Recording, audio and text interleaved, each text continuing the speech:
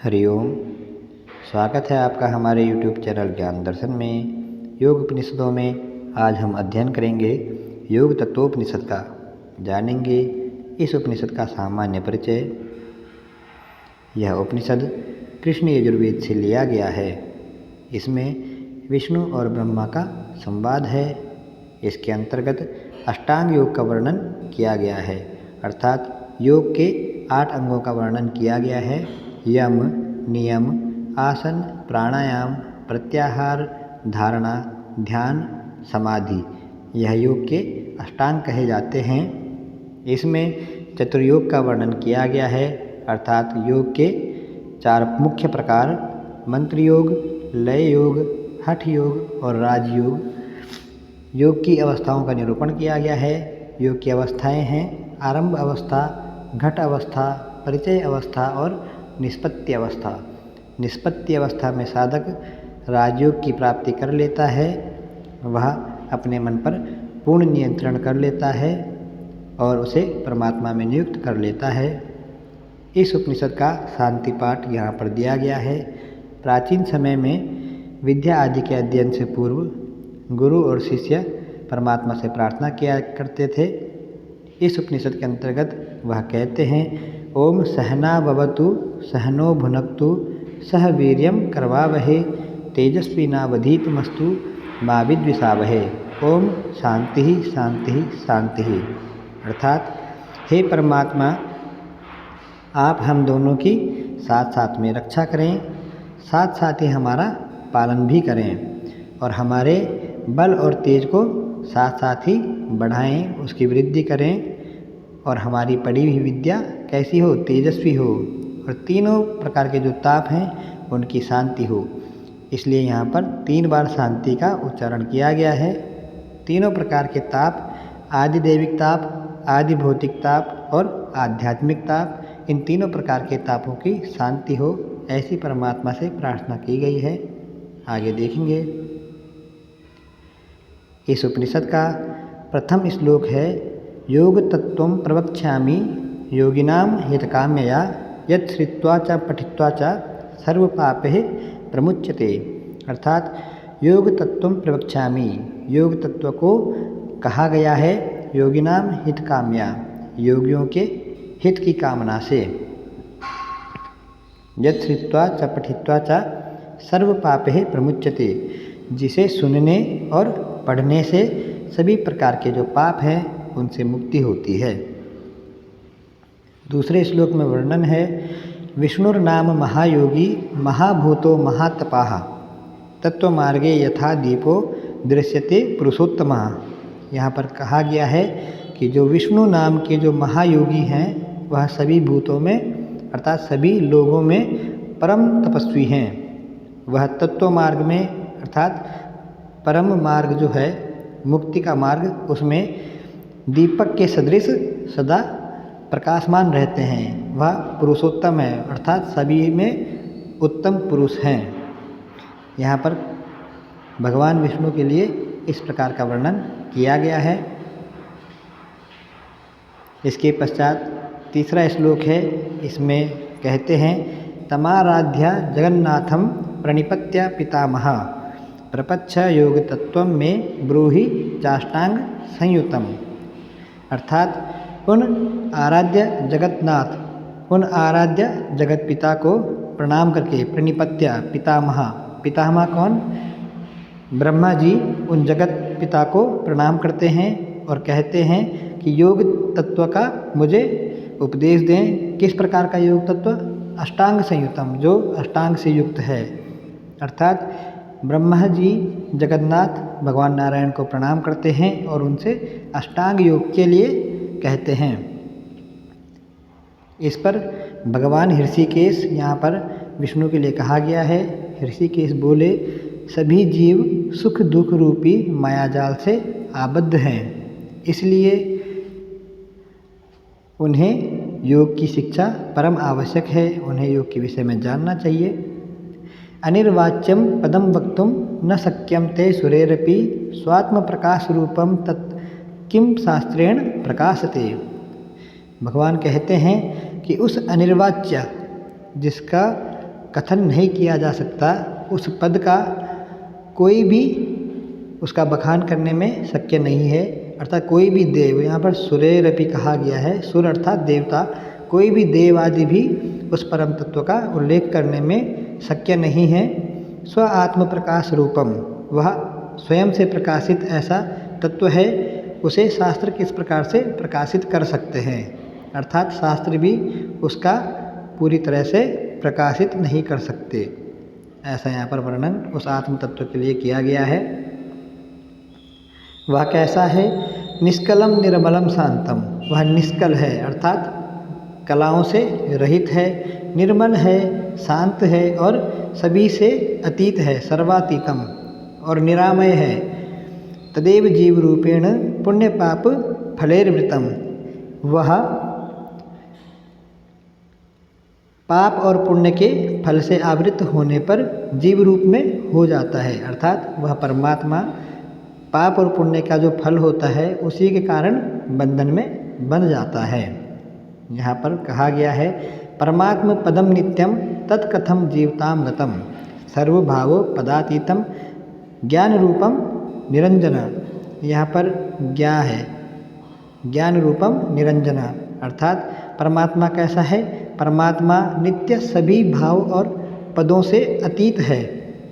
परमात्मा कैसा है? सभी सर्वभाव पदातीतम, सभी भाव और पद आदि से अतीत है और वह ज्ञान रूप है और मायाओं से रहित है। वह जीव भाव को किस प्रकार प्राप्त हो जाता है? ऐसा प्रश्न यहाँ पर पितामह ब्रह्मा जी पूछते हैं। इस पर नारायण कहते हैं कि आत्मा में जल के सदृश स्फुरण हुआ। सर्वप्रथम आत्मा में जल के सदृश स्फुरण होता है, उसके पश्चात अहंकार की उत्पत्ति होती है, जिससे कि उस आत्मा में पंच महाभूत रूप धातु से आबद्ध गुणात्मक पिंड उत्पन्न हुआ। अहंकार के पश्चात उस परमात्मा में पंच महाभूत कौन है? पृथ्वी, जल, तेज, वायु और आकाश, इनसे युक्त और गुणात्मक पिंड। गुण क्या है? 3 गुण हैं, सत्व, रज और तम। इन तीनों गुणों से जो बना हुआ है या पंच महाभूत रूप वह पिंड उत्पन्न हुआ। मोक्ष के अभिलाषी को ज्ञान और योग का दृढ़ अभ्यास करना चाहिए, यहाँ पर बताया गया है, क्योंकि ज्ञान के द्वारा सृष्टि का साक्षात्कार होता है और योग के द्वारा वह उस स्थिति को प्राप्त कर लेता है जिससे कि मुक्ति होती है। जिसके द्वारा परमात्मा का ज्ञान हो वही ज्ञान कहलाता है। यहाँ पर यह मुख्य बात कही गई है कि जिसके द्वारा ज्ञान हो परमात्मा का वही ज्ञान है। योग में चतुर्योग हैं, मंत्र योग, लय योग, हठ योग और राजयोग। और योग की 4 अवस्थाओं का निरूपण किया गया है। आरंभ अवस्था, घट अवस्था, परिचय अवस्था और निष्पत्ति अवस्था। मंत्र योग किसे कहते हैं? यहाँ पर मंत्र योग का वर्णन किया गया है। मात्रिका अर्थात मात्रा आदि जो भी मात्राएं हैं उनसे युक्त जप को 12 वर्ष तक करने पर अणिमा आदि की प्राप्ति, अणिमा आदि जो सिद्धियां हैं उनकी प्राप्ति हो जाती है। यह अधम कोटि के साधकों के लिए होता है, अर्थात जो प्रारंभिक साधक हैं उन्हें यहाँ पर अधम कोटि का साधक कहा गया है, जिन्हें मंत्र योग की शिक्षा देनी चाहिए। अर्थात जो प्रारंभिक साधक हैं वह मंत्र के द्वारा मंत्र की सिद्धि करते हुए अणिमा आदि सिद्धियों को प्राप्त करते हैं। अणिमा आदि सिद्धियां हैं अणिमा, गरिमा, लघिमा, प्राप्ति, प्राकाम्य, ईशित्व, वशित्व आदि। इन सिद्धियों को आप प्राप्त करते हैं और क्रम से योग में सिद्धि को प्राप्त कर लेते हैं। दूसरा है लय योग। लय योग में चित्त को परमात्मा पर या अपने लक्ष्य पर पूर्ण रूप से नितांत लय कर देना ही लय योग कहलाता है। लय योग का अर्थ है चित्त का लय हो जाना, अर्थात अपने लक्ष्य पर खो जाना। यह करोड़ों प्रकार का है। भगवान शिव ने लय के करोड़ों प्रकार बताए हैं। परमात्मा का निरंतर चिंतन हर समय हर प्रकार से करते रहना ही लय योग कहलाता है। इसके पश्चात हठ योग का यहाँ पर वर्णन किया गया है। हठ योग में मुख्य रूप से 6 अंग होते हैं, किंतु यहाँ पर अष्टांग योग से युक्त हठ योग को कहा गया है। हठ योग में यहाँ पर अष्टांग योग के अंतर्गत वर्णन आता है। मुद्रा कथन, इस उपनिषद में मुद्राओं का विशेष वर्णन किया गया है। 10 प्रकार की मुख्य मुद्राएं बताई हैं। महामुद्रा, महाबंध, महावेद, खेचरी, जालंधर बंध, उड्डयन बंध, मूल बंध, दीर्घ प्रणव संधान, सिद्धांत श्रवण और वज्रोली, यह 10 मुद्राएं हैं। अमरोली और सहजोली, यह दोनों इन्हीं मुद्राओं के रूप हैं। वज्रोली मुद्रा के ये 2 रूप हैं, अमरोली और सहजोली। यम में प्रमुख मिताहार है और नियमों में प्रमुख अहिंसा यहाँ पर बताई गई है। आगे देखेंगे। आसन में यहाँ पर 4 प्रकार के आसनों का वर्णन किया गया है। सिद्धासन, पद्मासन, सिंहासन और भद्रासन, यह 4 प्रकार के आसन इस उपनिषद में बताए हैं। आसन अर्थात स्थिति जिसमें बैठकर साधक साधना करते हैं। अभ्यास में विघ्नों का वर्णन किया गया है कि प्रारंभिक विघ्न जब साधक अभ्यास करता है तो उस अभ्यास में कौन कौन से विघ्न आते हैं। प्रारंभ में आलस्य, अर्थात जब साधना करता है तो उसे आलस्य आता है। अपनी बड़ाई, वह जब साधना करता है तो अपनी ही बड़ाई करता है कि मैं साधना कर रहा हूँ, मैं श्रेष्ठ हूँ। इस प्रकार से धूर्तपने की बातें करता है और मंत्र आदि का साधन करता है, अर्थात विभिन्न प्रकार के मंत्रों का वह साधन करता है। यह सभी अभ्यास में प्रारंभिक विघ्न हैं। योग का अभ्यास त्याग कर वह मंत्र आदि का साधन करता है कि जिससे कि सिद्धि प्राप्त हो जाए। इस प्रकार से यहाँ पर त्यागने योग्य, अर्थात साधना में त्यागने योग्य जो चीज़ें बताई हैं, धातु, स्त्री और चंचलता, इन तीनों का त्याग कर देना ही यहाँ पर उचित बताया गया है। प्राणायाम का अभ्यास पद्मासन लगाकर, यह बैठने की एक मुद्रा है। जब प्राणायाम का अभ्यास करें तो पद्मासन लगाकर करें, ऐसा यहाँ पर वर्णन किया गया है। पर्णकुटी अर्थात रहने के योग्य स्थान कैसा होना चाहिए, हठ प्रदीपिका में वर्णन किया गया है। अल्पद्वार मरंद्र गर्त विवरम नात्युच्च नीचायतम, अर्थात कुटी इस प्रकार से हो कि जिसका द्वार छोटा हो, वह सम्यक प्रकार से गोबर आदि से लिपी हुई हो। निःशेष जंतुजितम, वहाँ पर किसी भी प्रकार के जीव जंतु आदि प्रवेश ना करें। और बाह्ये मंडप वेदिकूप रुचिरम प्राकार संवेष्टितम, बाहर जो है एक कुआं हो जिसमें कि पानी आदि की भी व्यवस्था हो। इस प्रकार से कुटी निर्माण का वर्णन किया गया है। आसन चैलाजिन कुशोत्तरम, चैलाजिन अर्थात मृग चर्म का और कुशा आदि का आसन होना चाहिए। योग में यह सभी प्रारंभिक चीज़ें हैं जिनका साधक को ज्ञान होना आवश्यक है। इस उपनिषद के अंतर्गत नाड़ी शोधन के बारे में बताया है कि नाड़ी की शुद्धि किस प्रकार से होती है। शरीर में 72,000 नाड़ियों का वर्णन बताया गया है और नाड़ी की शुद्धि के लिए यहाँ पर मात्रा बताई है। नाड़ी की शुद्धि प्राणायाम आदि के द्वारा और षटकर्मों के द्वारा भी होती है। यहाँ पर प्राणायाम के द्वारा नाड़ी की शुद्धि बताई गई है। और जब नाड़ी शोधन प्राणायाम किया जाता है तो प्राचीन काल में समय की गणना मात्रा से की जाती थी और उस मात्रा का जो माप था वह था जानु का अर्थ होता है घुटना। अपने हाथ से अपने घुटने की एक परिक्रमा करने के पश्चात चुटकी बजाई जाती थी जिसमें कि उसको एक मात्रा कहा जाता था। यहाँ पर प्राणायाम का नाड़ी शोधन प्राणायाम की मात्रा बताई हैं 16, 64 और 32, अर्थात श्वास लेते हुए 16 मात्रा, अर्थात 16 बार घुटने की प्रदक्षिणा कर या जानु की प्रदक्षिणा कर चुटकी बजाना, इतनी देर तक श्वास अंदर लेनी थी। उसके पश्चात 64 मात्रा तक श्वास को रोकना था और 32 मात्रा श्वास को छोड़ना है।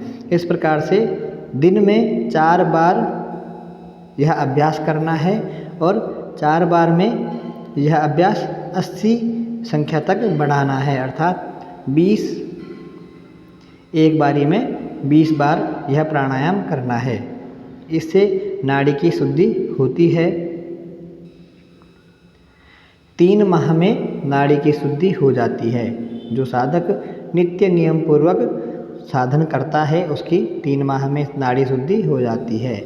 नाड़ी शुद्धि होने पर साधक के जो प्राण हैं वह पश्चिम मार्ग में चले जाते हैं, अर्थात उसकी नाड़ी शुद्धि हो जाती है और उसकी ऊर्ध्व गति होती है, उसे योग में सफलता मिलती है।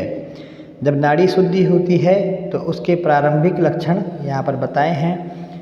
शरीर सम हो जाता है, अर्थात शरीर ना तो मोटा रहता है और ना ही अधिक पतला, वह एकदम सम रहता है। उसमें हल्कापन आ जाता है और जठराग्नि अर्थात जो हमारी भोजन की पाचन शक्ति है यह तीव्र हो जाती है। योग में साधन की सिद्धि के लिए आहार का वर्णन किया गया है कि योग में बाधा पहुंचाने वाले जो आहार हैं उनका त्याग करना आवश्यक है। इन्हें हम हठ प्रदीपिका के अंतर्गत अच्छे से अध्ययन करेंगे। यहाँ पर मैंने मुख्य मुख्य बातों का ही वर्णन विस्तार से किया है। दुग्ध और घृत का भोजन सर्वश्रेष्ठ है, अर्थात साधक को दुग्ध से बना और घृत से बना भोजन ही करना चाहिए। योग में सिद्धि के लिए गेहूँ, मूंग और चावल का भोजन अत्यावश्यक है। अभ्यास से केवल कुंभक की सिद्धि होती है। केवल कुंभक किसे कहते हैं? केवल कुंभक अर्थात जब केवल साधक श्वास और प्रश्वास को रोककर केवल श्वास को रोककर ही स्थित रहता है, उस अवस्था को केवल कुंभक कहा जाता है, जिसमें श्वास लेना और छोड़ना आवश्यक नहीं रहता। इसमें पूरक और रेचक का भी त्याग कर लिया जाता है। यहाँ पर तीन चीज़ें हैं। पूरक अर्थात श्वास लेना,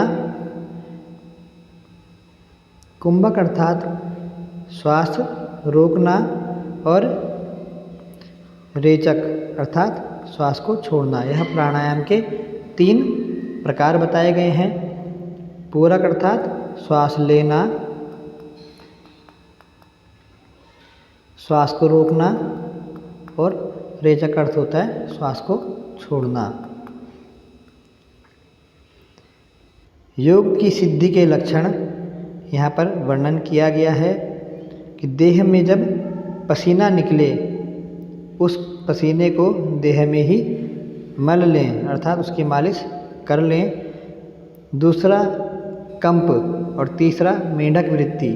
यहाँ पर योग सिद्धि के 3 लक्षण बताए हैं। जब साधक की प्रथम स्थिति होती है, अर्थात साधक प्राणायाम में जब उसके शरीर में पसीना आता है, यह प्रथम स्थिति है। पसीना आने पर वह अपने पसीने को देह में मल ले, उससे धातु नष्ट नहीं होता, ऐसा योग में कहा जाता है। दूसरा है कि शरीर प्राणायाम के दौरान कंपन करता है, यह मध्यम स्थिति बताई गई है। इस मध्यम स्थिति पर साधक को सिद्धि को निकट ही समझना चाहिए। और तीसरी स्थिति है कि वह जमीन से अपने आसन से ऊपर उड़ जाता है और पुनः जमीन पर आता है। इस प्रकार इस अवस्था को मेंढक वृत्ति के नाम से कहते हैं। इसके पश्चात जब यह स्थिति भी सिद्ध हो जाती है तो साधक अपने आसन से ऊपर उड़ जाता है और वह वायु को जीत लेता है। इन अभ्यास के पश्चात क्या होता है कि मल मूत्र की न्यूनता, साधक को मल और मूत्र की न्यूनता हो जाती है, निद्रा की कमी उसमें हो जाती है और उसकी जो देह अर्थात शरीर है वह निर्मल हो जाता है। उसे भूचर सिद्धि हो जाती है, अर्थात जमीन पर उसकी सिद्धि हो जाती है। वह जमीन के अंदर प्रवेश कर लेता है, कहीं भी जा आ सकता है। इस प्रकार से जमीन से अर्थात भूमि से संबंधित सिद्धियां उसे प्राप्त हो जाती हैं। उसका जो शरीर है वह कामदेव के समान सुंदर हो जाता है। वीर्य के धारण से योगी के शरीर से सुगंध आती है। जब साधक वीर्य को धारण करता है उससे उसके शरीर में सुगंध आती है, अर्थात उसका शरीर देदीप्यमान हो जाता है। दीर्घ प्रणव संधान के लिए कहा है। प्रणव कहते हैं ओमकार के लिए, और ओमकार का दीर्घ जाप यहाँ पर कहा है कि एकांत स्थान पर करना है, जिससे क्या फल होता है कि पूर्व जन्मों के सभी प्रकार के जो पाप हैं उनका विनाश हो जाता है, सभी प्रकार के जो विघ्न हैं, सभी बाधाएं हैं, उनका नाश हो जाता है, और सभी प्रकार की जो सिद्धियां हैं वह हस्तगत हो जाती हैं। ओम के जप से यह सभी फल प्राप्त होते हैं। अब यहाँ पर यह सभी आरंभ अवस्थाएं थी जिनका मैंने अभी वर्णन किया। इसके पश्चात साधक की घटावस्था होती है। घटावस्था अर्थात घट का अर्थ होता है घड़ा, घट अर्थात घड़ा, और यह शरीर घड़े के समान हो जाता है और सारा संसार इस घड़े में ही समाहित हो जाता है। इसे ही घटावस्था कहा जाता है। जब साधक अपने शरीर में ही पूरे ब्रह्मांड को देखता है, इसमें घटावस्था में वायु धारण अभ्यास दृढ़ हो जाता है। प्राण अपान का मेल हो जाता है। प्राण और अपान वायु के दो प्रकार हैं। मन और बुद्धि का एक हो जाता है। जीव और परमात्मा का ऐक्य हो जाता है, अर्थात सभी द्वैत समाप्त हो जाते हैं और एकता हो जाती है। इस अवस्था को घटावस्था के नाम से कहा गया है। आगे देखेंगे प्रत्याहार। यहाँ पर यम, नियम, आसन 4 प्रकार के। प्राणायाम में नाड़ी शोधन प्राणायाम का हमने वर्णन कर दिया है। अब यहाँ पर प्रत्याहार का वर्णन आता है। अभ्यास क्रम से पूर्व से चतुर्थ भाग, रात्रि में मात्र 1 प्रहर, केवल कुंभक इंद्रियों को विषयों से खींचे, यही प्रत्याहार है। यहाँ पर वर्णन किया गया है कि जब साधक को घटावस्था की प्राप्ति हो जाए, उसके पश्चात उसे अभ्यास निरंतर 4 बार नाड़ी शुद्धि या फिर 4 बार प्राणायाम आदि करने का कोई कारण नहीं रह जाता। उसके पश्चात वह केवल रात्रि में 1 प्रहर केवल कुंभक का अभ्यास करे और सभी विषयों से अपनी इंद्रियों को खींचे और अपने मन में समाहित करे। जैसे कि देखना, तो जिस प्रकार से आँखें देखती हैं, उन आँखों का जो विषय है उसे अपने मन में समाहित करे। कानों से सुनना, अपने सभी इंद्रियों को अपने मन में लगाए, और इसी को प्रत्याहार कहते हैं। ज्ञानेंद्रियों के जो विषय हैं उन्हें अपने आत्मवत ही समझे, अर्थात वो जहाँ देख रहा है उसमें कल्पना करे कि सर्वत्र मैं ही हूँ। जो वह सुन रहा है उसमें भी कल्पना करे कि मैं स्वयं को ही सुन रहा हूँ। इस प्रकार से सभी विषय उसके अंतर्निहित हो जाते हैं और उसे प्रत्याहार की सिद्धि हो जाती है। प्रत्याहार सिद्ध होने पर प्रातिभ आदि सिद्धियों की प्राप्ति हो जाती है। प्रातिभ आदि सिद्धियाँ आत्मसिद्धि में होने वाली सिद्धियाँ हैं, जो कि प्रातिभ, जिसमें कि विभिन्न प्रकार का ज्ञान उत्पन्न होता है। श्रावण, विभिन्न प्रकार के शब्द सुनाई देते हैं, दिव्य शब्द आदि। इस प्रकार से अनेकों प्रकार की सिद्धियाँ उसे प्राप्त होती हैं।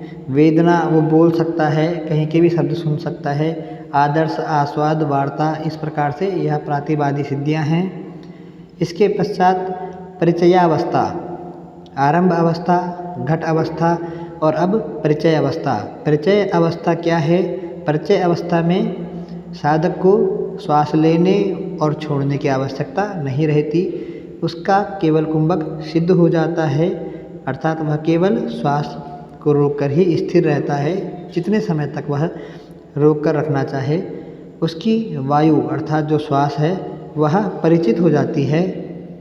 उसे श्वास आदि क्रिया करने की कोई आवश्यकता नहीं रहती। अभ्यास योग से कुंडलिनी का सुषुम्ना में प्रवेश हो जाता है। कुंडलिनी शक्ति जीव की अर्थात हमारी आधार स्वरूपा शक्ति है, जिसका स्थान मूलाधार में है। मूलाधार पद्म है, जिसका वर्णन मैंने योगराजोपनिषद के अंतर्गत किया था। उसमें हमारी जो कुंडलिनी शक्ति है वह रहती है। उस शक्ति का सुषुम्ना नाड़ी में जब प्रवेश हो जाता है, उसे हम परिचय अवस्था कहते हैं। और वायु चित्त महापद में अग्रसर करें। साधना के द्वारा उस वायु को सुषुम्ना में प्रवेश कराएं और उस योग को करते समय और अधिक अभ्यास के द्वारा उसे बढ़ाएं। इस प्रकार से महापद में उसे अग्रसर करें। यह परिचय अवस्था है। इसके पश्चात धारणा का यहाँ पर वर्णन किया गया है कि धारणा पंच महाभूतों पर धारणा करने के लिए यहाँ पर कहा है कि पंच तत्वों पर विजय होती है। धारणा करने से जो 5 तत्व हैं, पंच महाभूत हैं, उन पर विजय साधक को हो जाती है। पंच महाभूत हैं पृथ्वी, जल, तेज, वायु और आकाश। इनका हमारे शरीर पर कहाँ कहाँ और क्या क्या स्थान है यहाँ पर बताया गया है। पैरों से जानो अर्थात हमारे जो पैर के तलवे हैं वहाँ से घुटने तक पृथ्वी का स्थान है। जानू से गुदा अर्थात घुटने से हमारे नितंब स्थान तक जल का स्थान बताया गया है। उससे ऊपर हृदय तक तेज का अर्थात अग्नि का स्थान है। हृदय से और भ्रिकुटी के मध्य अर्थात भौं के मध्य वायु का स्थान है और भ्रिकुटी से ऊर्ध्व कपाल मूर्धा तक आकाश का स्थान यहाँ पर बताया गया है। इन सभी में 5 घटी, 1 घटी अर्थात 20 मिनट, इस प्रकार से 5 घटी तक धारणा करनी पड़ती है, जिससे कि पंच तत्वों पर विजय होती है। सभी तत्वों पर 5-5 घटी तक धारणा करने से यह महाभूत विजय होते हैं। पृथ्वी में जो तत्व है वह लकार है, ला। जल का तत्व वा है अर्थात बीज मंत्र वा है। तेज का बीज मंत्र रा है। वायु का या है और आकाश का हा है। इस प्रकार इन सभी महाभूतों के विभिन्न देवता हैं, जैसे कि पृथ्वी के ब्रह्मदेव हैं, जल के नारायण हैं, तेज के रुद्र हैं, वायु के ईश्वर हैं और आकाश के सदाशिव हैं। इन सभी का जब हम इन तत्वों पर ध्यान करते हैं, पृथ्वी का जब हम ध्यान करते हैं तो हमें ब्रह्म का ध्यान करना है। जल तत्व की जब हम धारणा करते हैं तो हमें नारायण का ध्यान करना है। तेज में रुद्र का, वायु में ईश्वर का और आकाश में सदाशिव भगवान का। इस प्रकार से इन धारणाओं के करने से सभी पंच महाभूत विजय हो जाते हैं, अर्थात उनका शरीर पर कोई प्रभाव नहीं पड़ता। ध्यान के विषय में चर्चा की गई है। ध्यान के 2 प्रकार बताए हैं, सगुण ध्यान और निर्गुण ध्यान। सगुण ध्यान अर्थात सगुण ईश्वर का जो ध्यान होता है, जैसे कि हम विभिन्न रूपों में ईश्वर की स्तुति करते हैं, राम, कृष्ण इत्यादि, शिव, हनुमान, जो भी हम ध्यान करते हैं। सगुण ध्यान मूर्ति का ध्यान या किसी विशेष पुरुष का ध्यान, यह सगुण ध्यान है। इसमें अणिमा आदि विभिन्न प्रकार की जो सिद्धियां हैं वह साधक को प्राप्त होती हैं। और निर्गुण ध्यान अर्थात केवल उस परमात्मा का चिंतन आदि करने से, उनके ध्यान से समाधि की प्राप्ति होती है।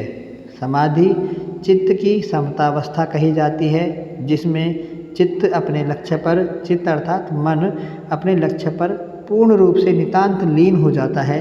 उस अवस्था को समाधि कहते हैं, जिसमें कि लक्ष्य और मन में कोई भेद नहीं रहता, वह मिल जाते हैं।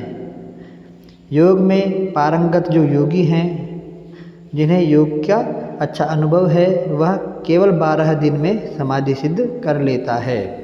12 दिन के अंदर वह समाधि की सिद्धि प्राप्त कर लेता है।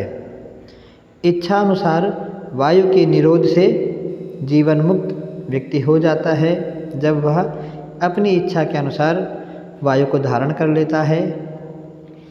जीव और परमात्मा की जो समतावस्था है वह यहाँ पर जीवन मुक्ति कही गई है। अर्थात जीव अर्थात जो सभी जीव हैं, उनके अंतर जो चेतना है वह जीवात्मा के नाम से जानी जाती है। और वही चेतना जब परमात्मा से एक हो जाती है, समत्व को प्राप्त हो जाती है, उसी अवस्था को हम जीवन मुक्ति कहते हैं। इच्छा अनुसार रूप धारण, जो व्यक्ति जीवन मुक्त अवस्था को प्राप्त कर लेता है वह इच्छा के रूप धारण कर सकता है। इच्छा के अनुसार वह सभी प्रकार की सिद्धियों का व्यवहार भी अपने जीवन में कर सकता है, अर्थात वह सभी प्रकार की सिद्धियों से युक्त हो जाता है। यहाँ पर मुद्राओं का वर्णन किया गया है कि महाबंध त्रिबंध के साथ मुद्रा द्वारा वायु की गति आवृत्त करके दोनों नासिका रंध्रों का संकुचन, वायु का स्फुरण होता है। यह महावेद कहलाता है। यहाँ पर इस उपनिषद के अंतर्गत मुद्राओं का थोड़ा अलग सा वर्णन किया गया है। महावेद अन्य उपनिषदों में और हठयोग के ग्रंथों में इसे अलग प्रकार से बताया है। यहाँ पर कहते हैं कि जब हम तीनों बंध लगा लेते हैं, अर्थात मूल बंध, जालंधर बंध और उड्डयन बंध, उसमें नासिका रंध्रों का संकुचन करने से वायु का क्या होता है, स्फुरण हो जाता है। इसे महावेद कहा गया है। तीनों बंधों के साथ में नासिका रंध्र अर्थात नासिका के जो हमारे छिद्र हैं उनका संकुचन करने से महावेद मुद्रा होती है। यहाँ पर ऐसा बताया गया है। आगे देखेंगे खेचरी। खे का अर्थ है आकाश और चर का अर्थ आकाश में रहने वाली जो मुद्रा है वह खेचरी नाम से जानी जाती है। इस मुद्रा में जिह्वा को, जिह्वा अर्थात जो हमारी जीभ है, उसे उल्टा मोड़कर अंतः कपाल कुहर में लगाना होता है, अर्थात उसे सिर की ओर ले जाना होता है। दोनों भ्रुकुटियों के मध्य जब हमारी जिह्वा पहुंच जाती है वहां पर उसे स्थिर करना होता है। इसके लिए अनेकों अभ्यास किए जाते हैं। यह खेचरी मुद्रा है जो कि हमारे शरीर से जो भी चंद्र बिंदु से टपकता है उस अमृत धारा को यह मुद्रा ग्रहण कर लेती है, जिससे कि साधक के शरीर का नाश नहीं होता है। इन सभी विषयों पर हम आगे हठयोग के अंतर्गत विस्तृत चर्चा करेंगे। यहाँ पर मैंने केवल इस उपनिषद का सूक्ष्म और विशेष रूप बताने का प्रयास किया है। जालंधर बंध, यह बंध हमारे कंठ के जाल को रोकने के लिए किया जाता है, जिससे कि हमारी वायु कुंभक के दौरान बहिर्गमन ना करे और वह सुषुम्ना की ओर प्रवेश करे, जिससे कि साधक को सिद्धि की प्राप्ति होती है। उड्डयन बंध और मूल बंध यह तीनों प्रकार के बंध हैं जो कि कुंभक के साथ लगाए जाते हैं।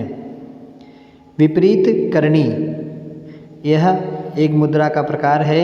इसमें साधक जमीन पर लेटकर अपने पैरों को ऊपर कर लेता है।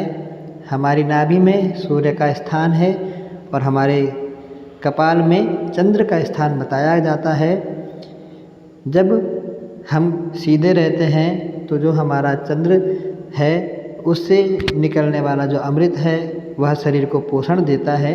उसी के कारण हमारा भोजन आदि परिपाक होता है और हमारा शरीर पोषण प्राप्त करता है।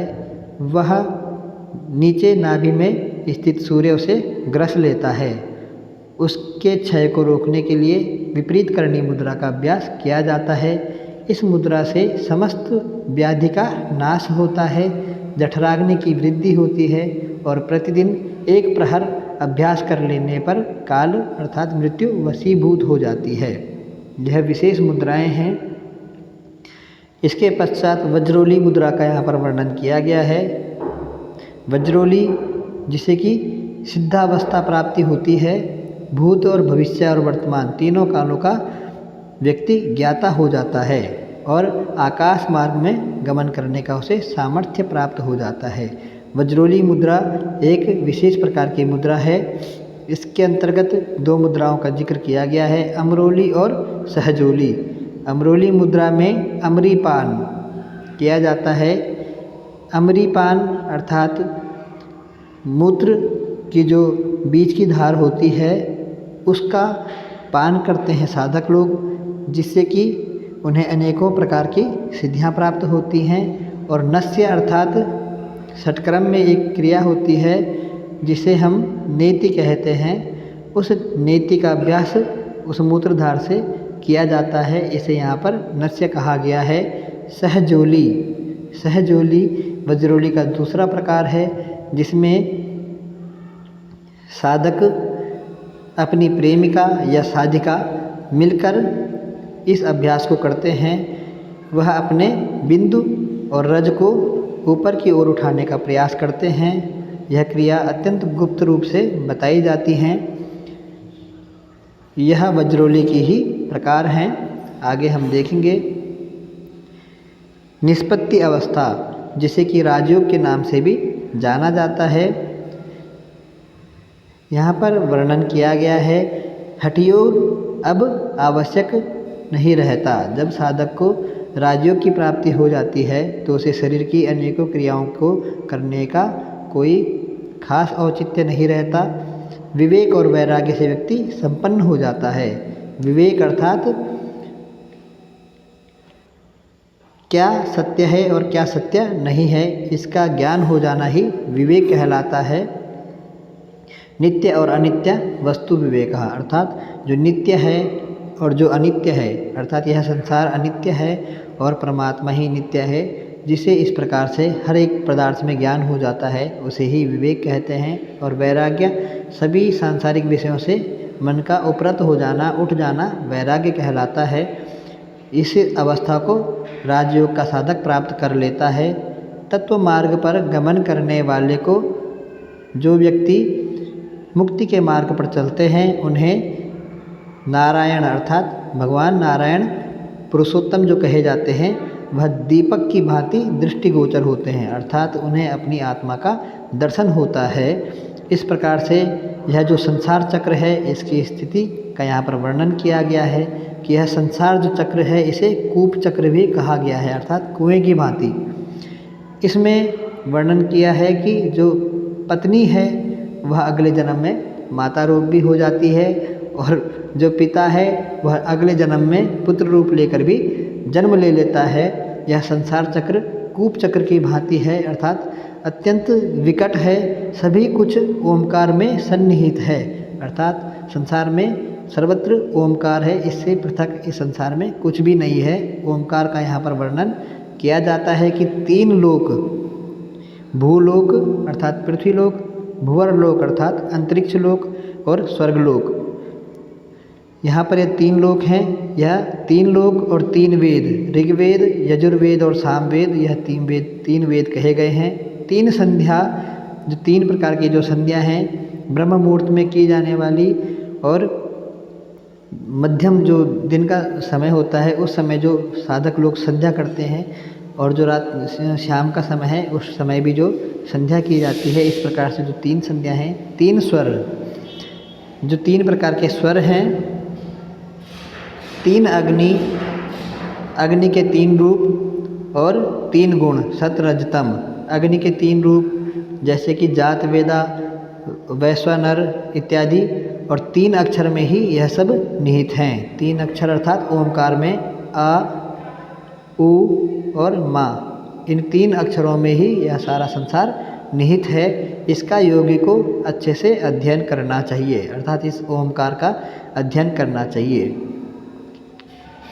जिस प्रकार से पुष्प में सुगंध होती है, यहाँ पर परमात्मा का वर्णन किया गया है कि जिस प्रकार से पुष्प में सुगंध होती है, दुग्ध के अंतर्गत घी निहित होता है, तिल में तेल होता है, उसी की भांति वह परमात्मा सर्वत्र व्याप्त है।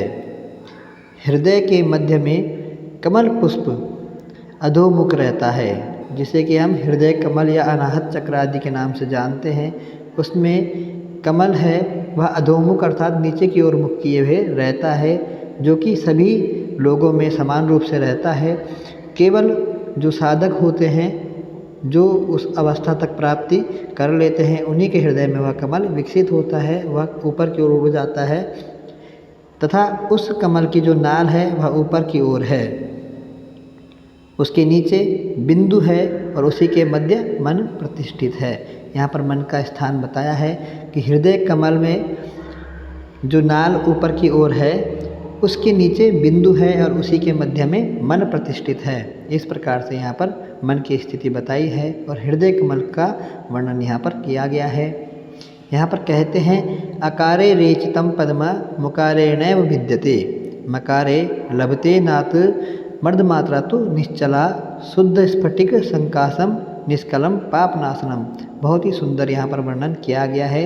ओमकार के द्वारा अकारे रेचितम, जब साधक आ का उच्चारण करे तो वह वायु को बाहर निकाले अर्थात प्रश्वास करे, और पद्म मुकारेणैव विद्यते, और उकार के द्वारा उस पद्म का वह भेदन करे। पद्म अर्थात कमल का, कमल यहाँ पर हृदय कमल के लिए कहा गया है। मकारे लबते नाद अर्धमात्रा तो निश्चला, और मकार का जब वह उच्चारण करे तो उसे अर्धमात्रा युक्त जो नाद है, जो निश्चल नाद है, उसका स्मरण हो, वह उसको महसूस करे। शुद्ध स्फटिक संकासम निष्कलम पाप नाशनम, वह शुद्ध स्फटिक के समान जो निष्कल परमात्मा है, वह सभी का जो पाप, सभी के पापों का जो नाश करने वाला है, वह उसको प्रकाशित करे, उसको वह देखने का प्रयत्न करे। यहाँ पर कहा गया है कि कछुए के समान अंगों को समेटकर सभी वायु मार्ग का द्वार बंद कर ऊर्ध्वगमन होता है। जिस प्रकार से कछुआ अपने सभी अंगों को समेट लेता है, और उसी प्रकार से साधक सभी वायु मार्गों को, हमारे शरीर में जितने भी वायु मार्ग हैं, मुख्य मार्ग हैं 9, उनको बंद कर, जब उनको बंद कर देता है तो उसका ऊर्ध्वगमन होता है, उसे सिद्धि प्राप्त होती है। कुंभक की अवस्था यहाँ पर बताई है। जिस प्रकार से वायु से रहित घड़ा होता है, उसके मध्य में जिस प्रकार दीपक रख दिया जाता है, उसकी ज्योत कभी भी इधर उधर नहीं होती, उसी प्रकार से कुंभक की स्थिति है कि साधक के जो प्राण होते हैं वह एकदम स्थिर हो जाते हैं। ऐसा कुंभक का यहाँ पर स्वरूप बताया है। कुंभक अर्थात श्वास को रोकना।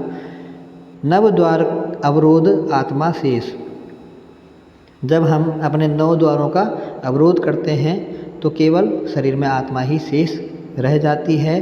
अर्थात ऐसा साधक को प्रयत्न करना चाहिए। साधना के दौरान, कुंभक के दौरान वह आत्मदर्शन के लिए इस प्रकार का अभ्यास करे। इसके पश्चात इस उपनिषद के अंत में यह शांति पाठ दिया गया है। हमने यहाँ पर उपनिषद को संक्षिप्त रूप में पढ़ा और विशेष जानकारी हमने इसके अंतर्गत समझी। मिलेंगे अगली वीडियो में। नमस्कार।